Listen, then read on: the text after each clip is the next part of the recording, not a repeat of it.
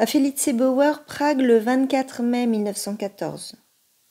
Ma très chère Felice, je tiens la promesse que je me suis faite et j'envoie, en dépit de ta dernière lettre, la lettre ci-jointe. Et c'est juste ainsi, car bien qu'elle procède d'une occasion momentanée, elle ne devient quand même pas caduque pour autant. Du moins, pas tant que l'occasion n'est pas devenue complètement caduque. Il n'y a pas un mot dedans dont je doive avoir honte, et pas une phrase qui contienne autre chose que mon souci de toi. Mon plan, pour ce qui concerne ma sœur, a mal tourné. Conscient des difficultés de sa réalisation, je t'ai demandé ton avis de façon confidentielle. Tu as considéré que c'était difficile, mais quand même réalisable, et tu en as visiblement discuté avec ta mère. En quoi tu as agi très correctement. Il était tout aussi correct de ma part de considérer qu'un accord définitif ne ressortait pas encore de ta dernière lettre et d'attendre une réponse plus précise dans un sens ou dans l'autre. Du reste, conformément à ta promesse non tenue de m'écrire encore une fois. En tout cas, je n'aurais pas fait partir ma sœur au vu de cette dernière lettre.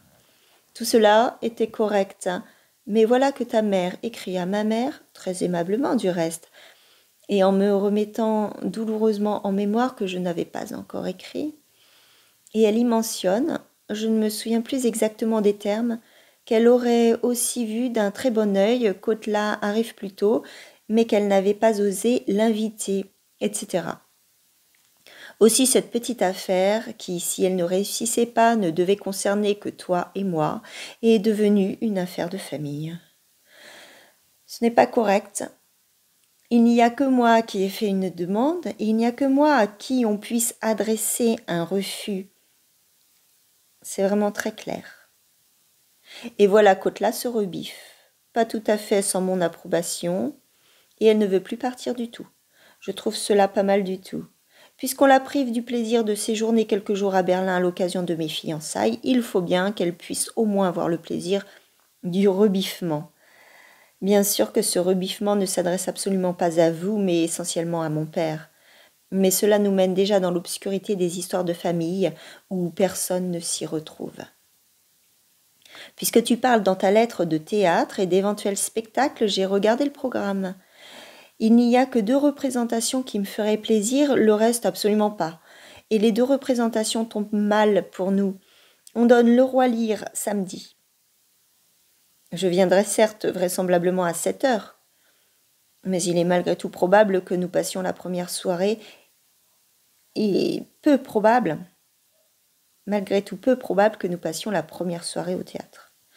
Quant à la Francisca, c'est sûrement impossible, il s'agit d'une première, on ne trouvera plus de billets, et le smoking pourrait être de rigueur, une demande que je ne peux honorer.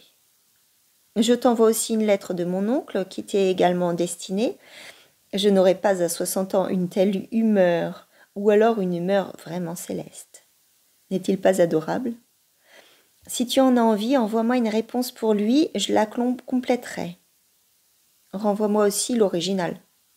Si quelqu'un te demandait à quoi ressemble ton fiancé, alors dis-lui que tu l'as photographié.